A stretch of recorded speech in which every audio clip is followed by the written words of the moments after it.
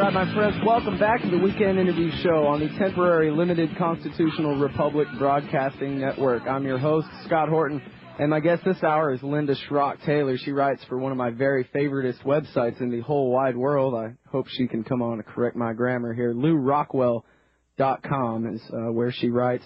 She's a former government school special ed teacher and a private tutor, and I learned she's just recently moved from Michigan to Auburn, Alabama, home of the Ludwig von Mises Institute. Is that right, Linda? Yes, that's correct. Oh, that's great. So are you setting up a private tutor-teacher clinic there in Alabama?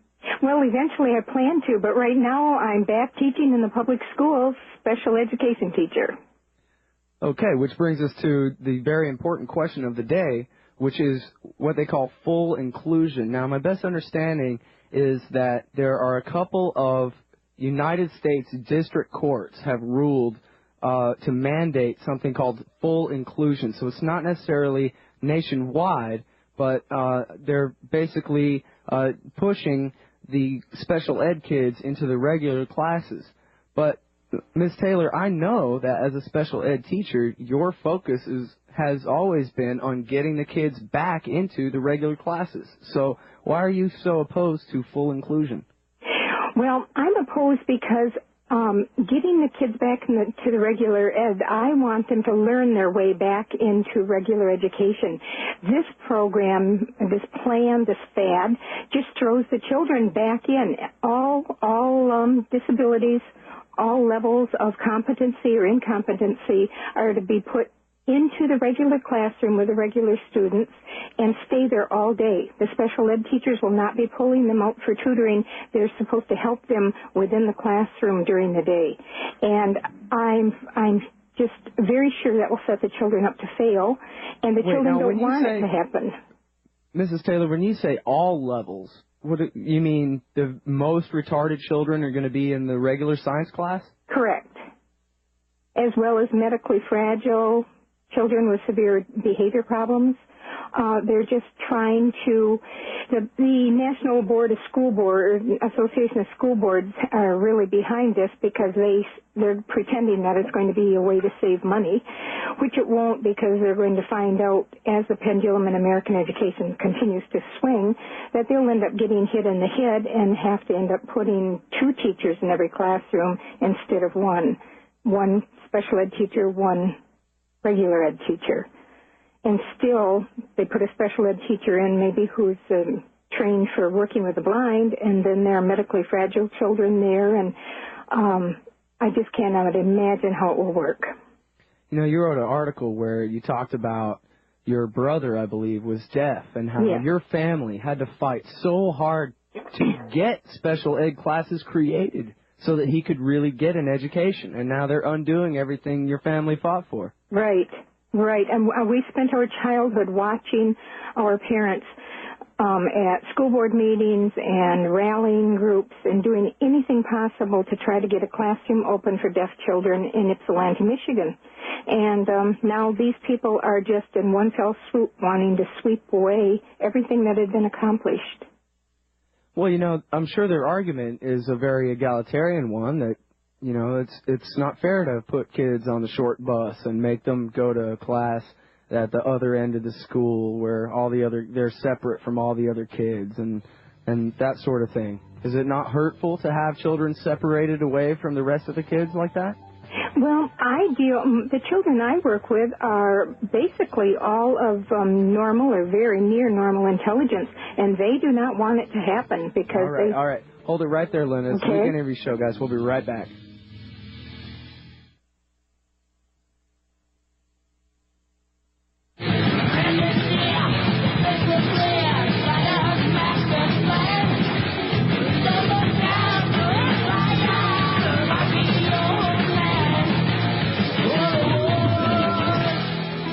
Okay, well, I guess that bumper music doesn't really fit the topic of this interview that well, but, you know, usually we're talking foreign policy up here. All right, Linda Schrock Taylor, she writes for LouRockwell.com. She's our guest, and she teaches special ed kids in government school.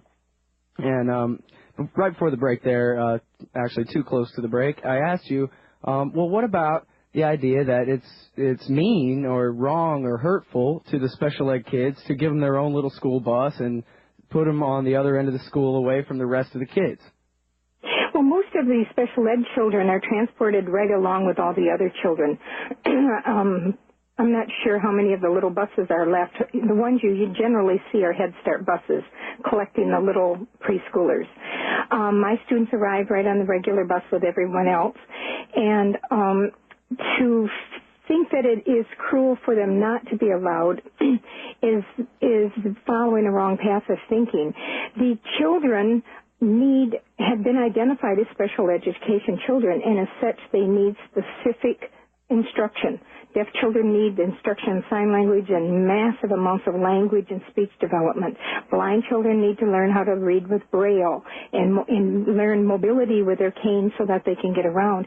All the children have different specific needs that our country for 50 years has forced special ed teachers to take all of these classes and gain all of these skills and all of these techniques to teach these children that now this fad that's not required by law is undoing the whole apparatus that once had us in the situation where we could remediate and then send children back to the regular classes.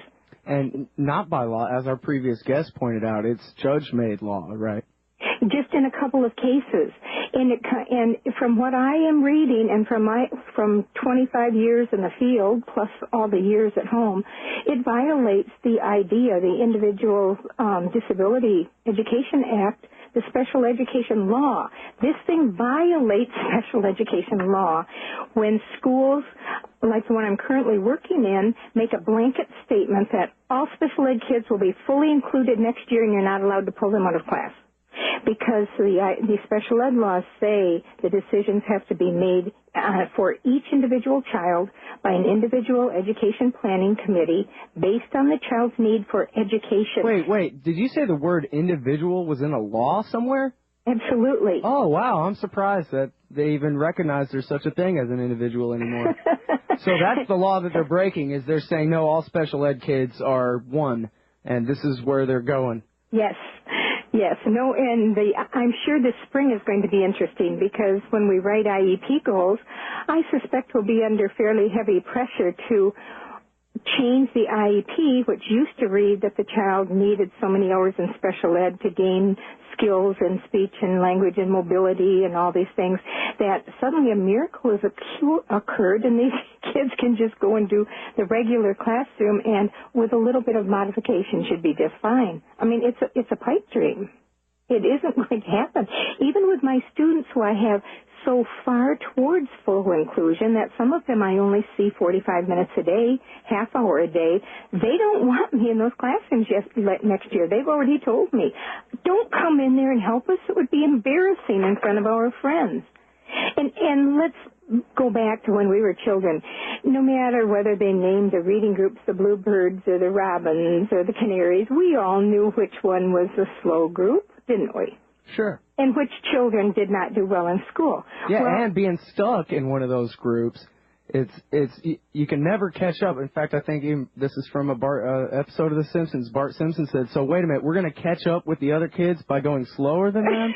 Right. And once you're stuck in that group, now how are you ever supposed to be in the Canaries or whatever it is? That's right. It becomes a life sentence if you don't have teachers who really focus on getting kids out. Well, and worse, they even tell you, look, if you don't do good in 5th grade, well, then you're not going to get into pre-algebra in 6th grade. And if you don't get into pre-algebra in 6th grade, then you're not going to be finished with algebra by the end of 8th grade. And then you're not going to be able to get into calculus. And then you won't be able to go to college. And, you know, they tell you very young that if you don't have this or that marker passed by the time you're still a young kid, that, oh, you're on the path of destruction now. There's nothing can be done for you now. That's right. And it's like in England where they give the 11-plus exams and they decide, based on the results of those exams, whether the students will be allowed to go on to high school or whether those students will just be in our professor over there always used to say, in the classes to become a dustbin man. And a friend of mine was ill the day the tests were taken, and the tests found that he was rather retarded and not expected to do well in life. So he was shifted into all of these remedial classes. Oh, my God. And so there was no fixing it. He couldn't just say, hey, I was sick. No, he was stuck all the way through school in those low classes. But because he studied on his own at night, he took college exams, passed them, and he has 2 master's degrees. And I met him in a master's program in England. But his whole life he had been labeled as one of the ones who did so poorly on the 11-plus exam. Yeah, you got to keep them tonsils healthy. No telling what might happen if you miss a day of school. And so, we can deal with it lightheartedly, but when the rubber hits the road, we're going to have children in placements that, number one, do not meet the need of the special ed child to be educated. They may meet the district's need to have kids in the placements that they want to force, but we're supposed to think individually in terms of the educational needs of the child. And on the flip side of it, we're going to have regular education children sitting there waiting while special ed teachers come in and out and advise and rewrite tests and modify materials and tutor and do all these things in the classroom while the regular child may very often have downtime waiting for things to proceed. Sure, and the medium kids are just sitting there and they have nothing to do with anything. Nobody pays any attention to them at all. Right, I call those the falling through the crack kids. Yeah, the large end of the bell curve or the ones that fall through the cracks, yeah. Right. So this full inclusion thing is really going to be a disaster, is what you're saying. Yes, that's what I predict. It will be a disaster. One time I was at a meeting and one of the new things was coming out, and I said to the speaker, this isn't even logical. He said, I know, but it's American education, and the pendulum swings right to left. All I can advise is step back or it will hit you in the head. Yeah, nice. Mm-hmm. Yeah, and that's exactly what it'll do as long as it's being run by the state, is it'll hit you. Yes, because they will go totally based on the pressure from the Federal Department of Education, pressure from state departments of education, and running with a fad. And we had a meeting, a special ed meeting the other night, and not one mention was made of how this fad is going to be in direct violation of the IDEA special education laws. The individual education laws. Because those the IDEA law demands a continuum of services so that I can have a deaf kid in IEP and I can say, well, let's see. He could go to regular gym with an interpreter because he's quite athletic, and he could do this with regular children and this, but I need him the bulk of the day to develop language, build language that was not even gained in preschool years, and to do all these things, or he will never be ready for social studies or science or anything. And so we look at the alternatives, or maybe it's a child who is so deaf and having so many difficulties that the placement best for his needs will be at the residential state school for the deaf. And that's okay. I taught at the Colorado School for the Deaf, and it was great. We had wonderful programs. We had kids go on to Gallaudet College in Washington, D.C. So we're supposed to have a continuum of programs. So what's going to happen instead, though, is instead of you getting them in your hands where you can make sure that they're proficient in language before you send them on, they're basically going to be stuck in social studies class before they can even read what the assignment is. Right. And reading is the basis for all this, right? Wait, now, what are the ages of the kids that you teach, Linda? Right now I'm teaching K through 6th. Okay. And, this is the kind of thing where if you don't really learn how to be able to read, comfortably and quickly to yourself by that time, you're going to have a real hard time for the rest of your education. They're not going to teach you how to read anymore. You're already past that point. Correct. Especially 3rd grade is what we call the killer year. It's the year when you should stop learning to read and start reading to learn. Right. And so kids get swamped there. Now, when I can bring them to my class and I can do Spalding and we can move quickly without them being embarrassed by their friends, most of my students now, I think actually all but one, plus one little developmentally delayed fellow who hasn't really started a real reading program, have made 2 to 4 years of reading gain during the first semester. All right, really? But I can't do that in the regular classroom because I'm surprised you can do that at all at a government school. It seems like someone would be in there to stop you to tell you you're doing your job so well. Well, they try. And now I've heard the gossip from the school that I left. I was teaching this reading program there, and my special ed kids were learning to read and flying out of my room. And the other teachers, I would say, are you interested? No, I'm not interested.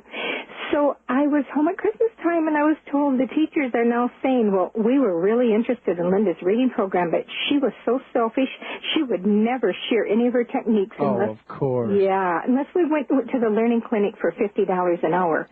And I never even offered services for adults. They just came and watched for free anytime they wanted to learn. So they're always against you to try to keep you from being successful. Yeah, well, and I'm surprised they're even willing to grant you that your reading program is better than theirs at all. Only after I left. Right. and only with the spin that you were too selfish to share it. Right. Yeah, nice.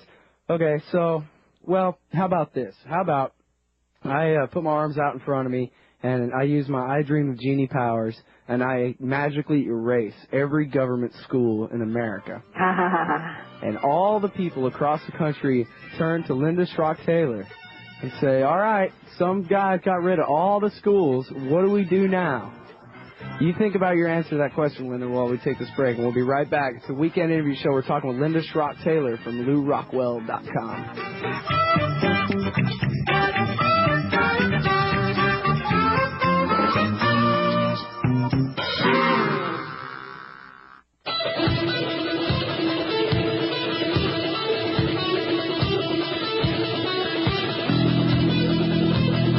All right, everybody, welcome back to the Weekend Interview Show. I'm Scott Horton, and my website is weekendinterviewshow.com. If you go there, you can download or stream the archives of any of my previous interviews in MP3 format, all free of charge for you, weekendinterviewshow.com. And also, I just started writing for antiwar.com. Should have another piece up there in a day or two, and probably as soon as I get home, I'm going to start working on my piece about last hour's interview with William Norman Grigg. But for right now, we're talking with Linda Schrock Taylor. She teaches special ed at a government school in Auburn, Alabama, home of the Ludwig von Mises Institute. And she writes for LouRockwell.com, L-E-W, Rockwell.com. You can find her archives there. And Mrs. Taylor, before the break, I asked you, what would you do if I had I Dream of Genie powers and made all the government schools in America just vanish? And the entire country turned to Mrs. Taylor and said, okay, lady who knows all about teaching and reading and stuff, what do we do? What's your suggestion? Well, it's interesting that you asked that because a year ago at the Austrian Scholars Conference at the Mises Institute, I presented a paper called Extramural Education, an Interim Plan. And in there I laid out a plan for exactly what to do. My thinking began because a school in Traverse City, Michigan had a major crisis where a brand new school did not meet specifications and snow load was bringing this new school down. So they had to close the schools and make alternate plans. Within days, that community had this grade in the Baptist church and that grade in the Methodist church and had the children back in school in the shortest possible time.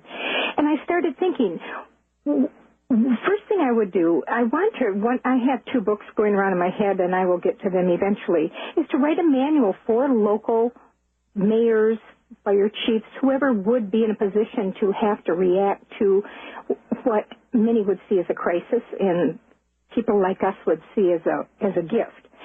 And how they could, in the interim, is to use facilities in their neighborhood and go with the smallest neighborhood possible. I was thinking in the communities in the rural areas, maybe we could even get a hold of some of those old schoolhouses. In the cities, I'm thinking to organize around the fire halls since they seem to be fairly evenly distributed through the communities, and start local schools using all kinds of local talent. Senior citizens who know how to read well, is let them come in, is everybody bond together to create a school system for an interim time that will allow the free market the time to get in there and get schools created to give us more alternatives for private schooling. So this is the Ludwig von Mises free market answer to education. That's mine. That is mine. I went to one-room schoolhouse And it was such a wonderful learning experience. I wish every child could do that.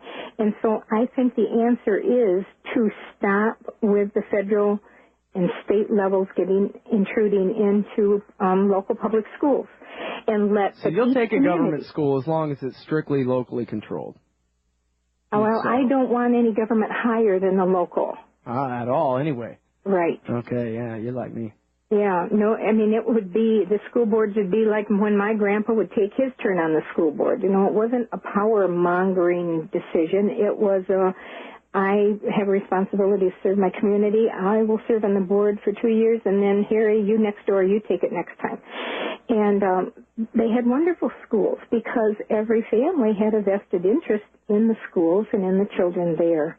I think if we can get as small as possible and have no federal and state laws and have the people decide what they want for the children of their community. You know, I think the biggest criticism of homeschooling and real small private schools like that is socialization, they say. But your kid has to be exposed to all kinds of people all the time at a young age, or else they're going to grow up and live in their mom's basement and never do anything. I think it's completely the other way. I am in those schools, and I do not want my son socialized to that culture. There's a young homeschool boy who writes, I forget where he writes, and he said he and his dad solved that problem of socialization, that just a couple times a day his dad drags him into the bathroom and beats him up, and then they, have had their socialization lessons for the day. Yeah. Hey, you can't wear a hat, and you can't wear that shirt, and you better call me sir. All right, you socialized? All right, now sit down and read your science. Right. Pull those pants up. Of course, that's my hue and cry through the halls nowadays. Get those pants up. It's a prison fashion. Why do you want to look like that? Well, and that really is a big part of a problem with education, perhaps, is that really being smart isn't cool. No, it wasn't when I was in school. It wasn't when I was. Maybe I'm old enough now that I ought to say, well, at least when I was in school. It wasn't too long ago. I probably could have just guessed that I'm still close enough, but no, when I was in school, it's definitely not a cool thing to get a 100. No. And when I was in school, which I'm sure was long before you were in school, the pressure was on that the boys would become the engineers and the doctors, and the girls would become the teachers and nurses. And those of us who had maybe higher expectations in life were discouraged rather quickly to stay within our realm. So there's so much harm from peers. We have been so happy that we made the decision to homeschool because we are raising our son, not a peer group. We are raising our son. In socialization, we don't see him much. He is busy. He has a job as one of the two mechanics at a large shop that sells four-wheelers and mini bikes and all that. All right, hold it right there, Mrs. Taylor. We'll be right back, everybody. It's the Weekend Interview Show on the Limited Constitutional Republic. You're listening to the Republic Broadcasting Network. Because you can handle the truth.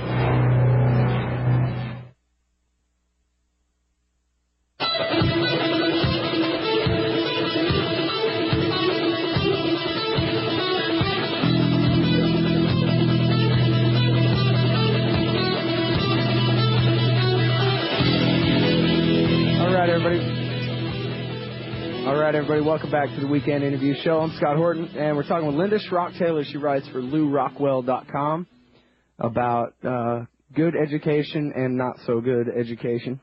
And we're talking about homeschool a little bit. I'd like to ask you, Ms. Taylor, whether you have any recommendations for people about good resources for homeschooling, people who've been considering getting their kids out of government school, but they're not sure that they can afford to do so on their pay scale or that kind of thing. Well, I have written several articles on the topics. They could do a look through my archives. I really suggest that if people want to homeschool, but it seems to be impossible because of needing to work, that they enlist family members. I especially wrote an article about the grandparents helping out and tapping into other generations who can help be with the children during the day and teach the subjects they know, and parents fill in the evening. It can become a family thing, and I think that's better all the way around, because then the children are socialized to multi-generational family values, not stuck, just with one. A Google search will bring up all kinds of homeschooling groups and newsletters, people who sell products for homeschooling. They really do work really hard to keep it affordable and make it the kind of thing that anybody can do, don't they? Yes. And Kathy Duffy has a brand new book out. She wrote Government Nannies, and she has a new book called 100 Great Picks for Homeschooling Curriculum, I think it is. And she evaluates different kinds of curriculum and suggests different things. So that would be a good resource to look for. Okay, good idea. And, maybe this is out of order, but say that you had an old friend or family member listening right now and you were trying to convince them to get their kids out of government school. What's your best argument for why they ought to go ahead and make a change to either private or homeschooling? The argument that would hold the most weight with me as a parent, and that did, was having someone point out to me that a peer group with television, immediate gratification, and poorer value system, that group was raising my child, not me. And I think people do not realize how effective the poor values and the suggestions and the ideas are in the public schools. I spend so much time in my room on teaching harmful things that have been taught in other rooms. And parents just are not aware of how insidious those things are.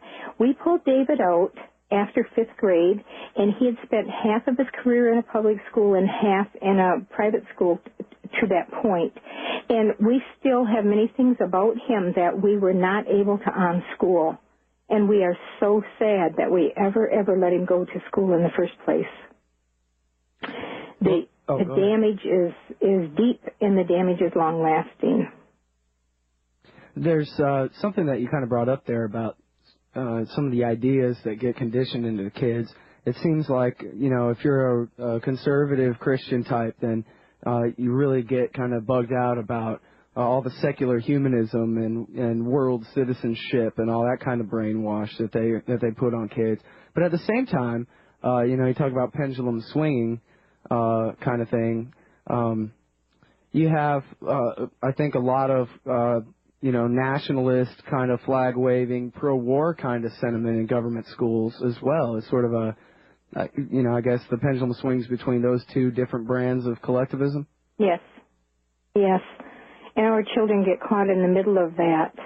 When we moved David to the Christian school, hoping to get him away from a lot of that, all of a sudden we get a letter home that DARE will be offered in the private school. DARE is a program that every study I have seen has shown that it has no value. It has not stopped drug usage. My older teens report that it taught them about drugs they'd never heard of and might never have heard of. Right, it's true. That's the first time I ever saw drugs, was the cops passing around the bags of it and explaining that, if you were to have this and sell it, you could make a lot of money. Right. And we did not want David in the DARE program. I also believe, like Claire Wolf, that it's trying to train a group of little brown shirts, because they're always saying, if there's anything going on in your home with mommy and daddy that worry you, feel very comfortable to tell us, express your concerns. Yes, I've sat in and listened to it and have a little deaf child or hard of hearing raise their hand going, my mom and dad smoked that funny stuff at home. Aha, got one. And so we figured David's not going to be involved in that. So we get the letter. Well, we're here to help. We're here to put you in foster care and put your mom on welfare and put your dad in prison. Thanks for telling us that your dad sits on the couch and smokes pot when he gets home from work instead of drinking a martini, which would be perfectly okay. Correct. Well, when David, I wrote a letter back to school. I said he is not allowed to attend DARE. And so you have to do something different. And they take them 18 class sessions, so the children lose a lot of academic time. 18 class sessions? That's wow, it was just one when I was in junior high. I think they came for 1 hour or something. Oh, it's long, it's ongoing, and then they have a huge graduation in the gymnasium at the end of it, and all the children are given DARE T-shirts. And they all smoke pot by 9th grade anyway. Oh, you bet. So here's what they gave my son to do, since I wouldn't allow him to go to DARE. And there was another set of parents who had the same thing. So David and this other boy were forced to go to the library during all of these sessions, and they had to write a report on why guns are bad. Oh, nice. And that's at the private Christian school. And so from there we went to homeschooling. I said, I don't need this. And reading rates are so bad in America. It's up to like 3/4, I think, but I don't have my statistics right readily handy. And the kids are not learning to read in America. I saw something not too long ago on C-SPAN where, and I suppose I could have Googled this and to double check it, but the guy said that 6% of American adults read a book a year, and that's where a book is classified as a self-help book or a Harlequin romance novel. 6% of adults read a book a year. That's probably true. Those of us who read are the ones who keep Borders and Amazon and everybody busy, but the majority of the population does not. When I taught freshman reading classes at a state university, I always took a survey the first night, about how many books do you own, how many do your parents own, how many have you read? And at least half of my students had never read a book. And they were freshmen in college, accepted into these programs. And then when I tested their reading, most of them were at 3rd, 4th, and 5th grade reading level. A friend of mine told me yesterday that a girl asked him, where's he from? And he said, I'm from New Jersey. And she said, is that a state? That's the type of stuff that's and coming out of college. This was a 22-year-old, upper middle class young white girl from the West Side. It is appalling. And a lot of parents write to me and say, well, I really would like to homeschool, but I'm not a certified teacher, and I dropped out of school because I hated what they were giving me. I don't know that I can do it. And I tell them, you can do it. No one can care more about your child than you, and no one can want more for your child than you. And when I teach, even my children who are retarded, I teach them to read, and then I pound into their heads. When you have children, do not wait for a public school to teach your child to read. Teach them yourself, as I have done. And they do. They bring their little ones back to me, and they have those children reading. Parents can do it. They do not need to be certified. That's a game to keep the colleges all busy. And I noticed... The certification is all bogus anyway. You could have dropped out of every class in college and still get a teacher's certificate. And they have, now colleges are moving to a 5-year bachelor's degree to give you more things that you need to become a teacher.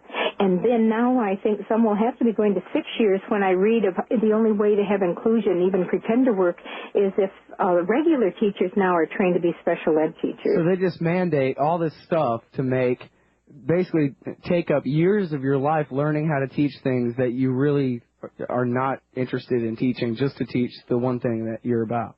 Correct. The book I'm starting right now is Teacher Training for Homeschooling Parents and Victims of XY0 Skills Education Colleges.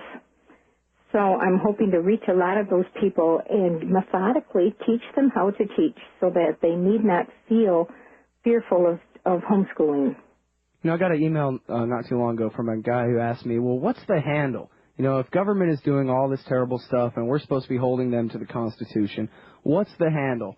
And my answer was, well, I don't really know. Maybe radio and writing. But, the best we can really do as far as an actual handle on the national government that we can grab a hold of, it's the House of Representatives. And, in fact, the teacher certificate thing is what brought this up in my mind. I believe it was in 1999 or 2000. There was a Democratic congressman from California had sponsored a bill. It was going to be a national bill. We're far past the 10th Amendment meaning anything now. And this national bill was going to mandate that you would have to have a state teacher certificate in order to homeschool your kid. And he had 60 co-sponsors or something like that, and it had sailed through committee and was already on its way to the House floor when the networks of homeschool parents found out about it. And they all, and in fact, the way I read this article originally, when I read about this, they told each other specifically, don't email and don't phone, because they don't really care about that. What you have to do is send them a telegram, send them a fax, write them a letter, so that it piles up in real time and space in their office.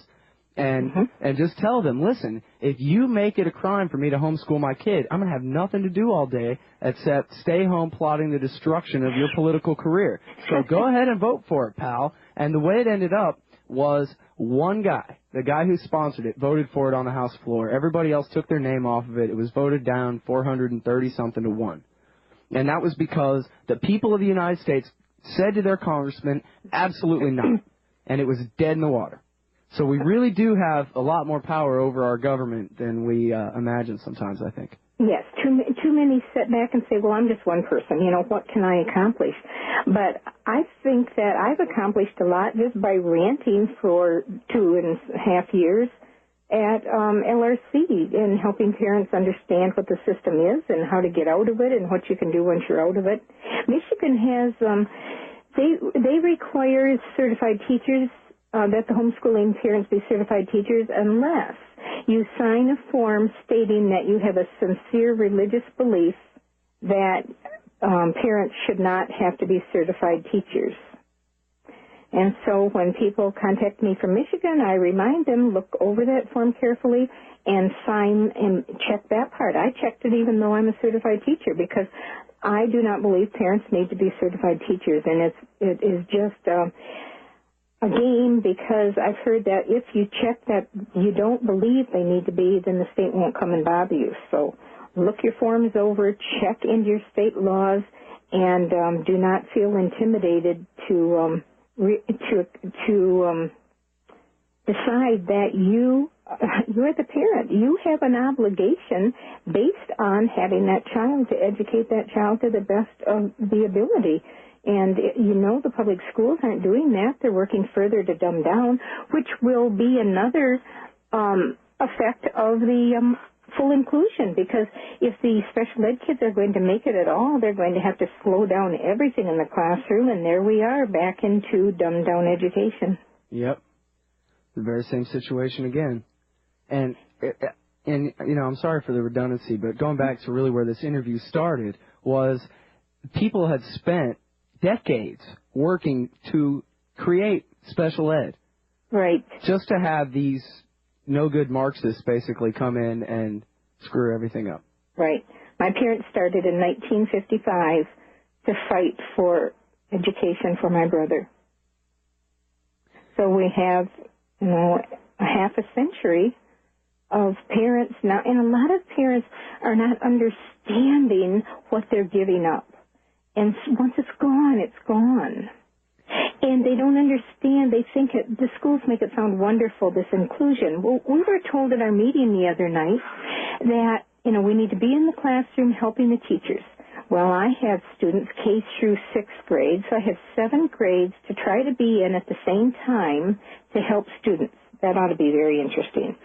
The other thing is I was told that even though I'm certified K through 12 in deaf education, and I've taught every subject that can be taught in school and every grade level, now I'm not qualified to teach basic math. I'm not qualified for anything. So I have to go in the other room, and I have to let the general ed teacher present the first lesson, the introductory lesson.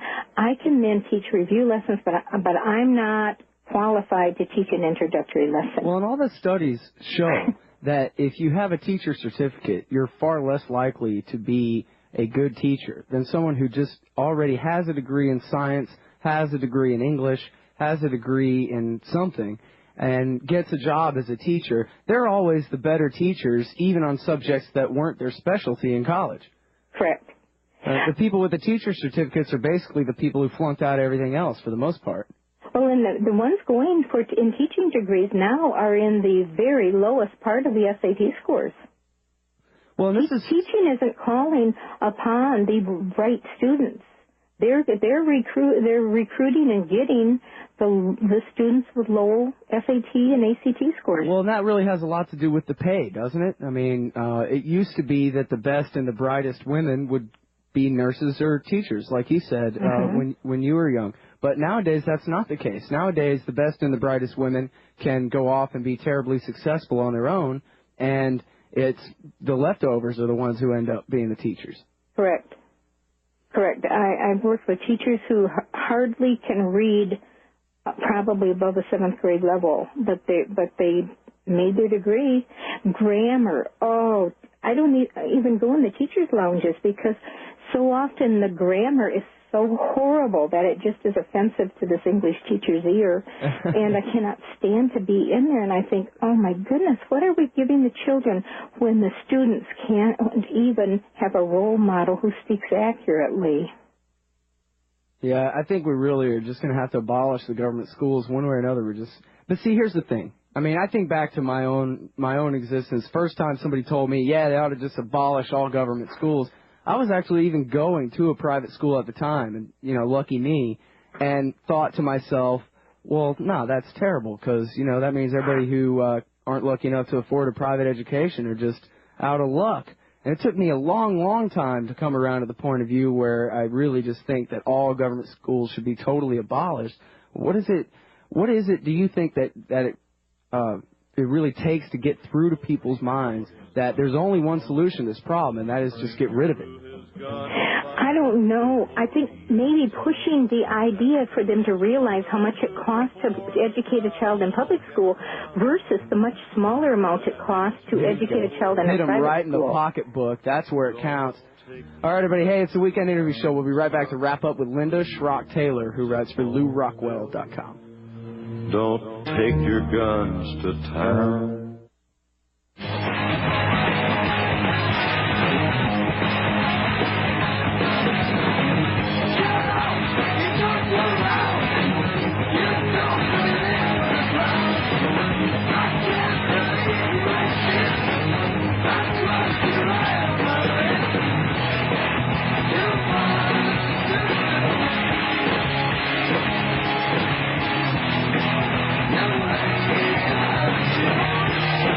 My friends, welcome back to the Weekend Interview Show. I'm Scott Horton. It's the Limited Constitutional Republic Broadcasting Network.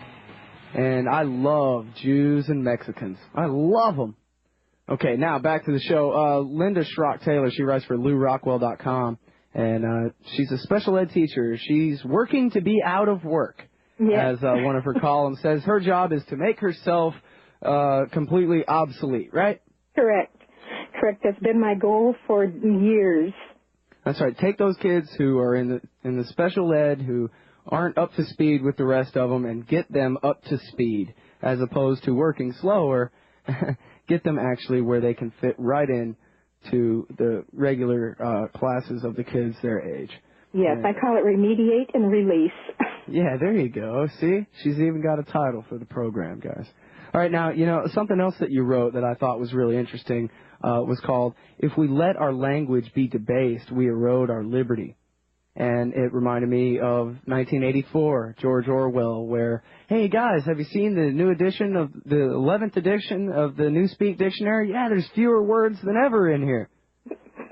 Yes, and I understand German. I've had letters from readers in Germany. I get letters from countries all over. It's really interesting.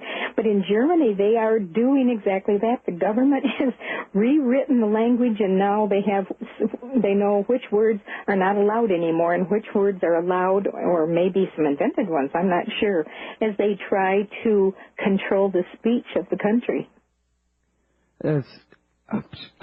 One wonders if I try to imagine, what it's like to be a ruthless master planner sort of person, but I just can't really imagine being so delusional as to think that you can legislate people's language.